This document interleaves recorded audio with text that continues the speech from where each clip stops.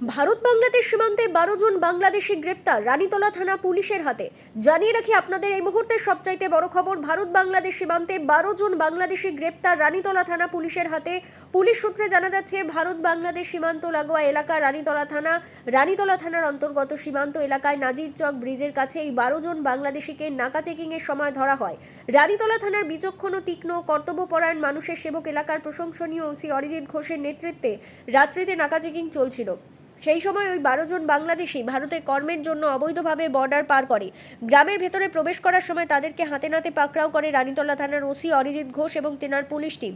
এমনটাই জানা যাচ্ছে পুলিশ সূত্রে। ওসি অরিজিৎ ঘোষ মহাশয়ের এই কাজে খুশি পুরো Ranitala থানাবাসী।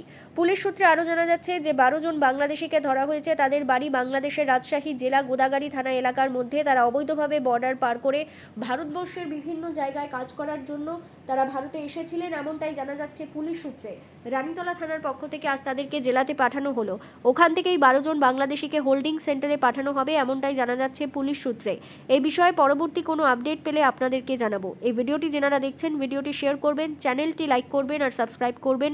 I love my India, মেরা ভারত মহান। মুর্শিদাবাদ জেলার রানীতলা থেকে আজিমুদ্দিন শেখের রিপোর্ট, আখেরিগঞ্জ নিউজ।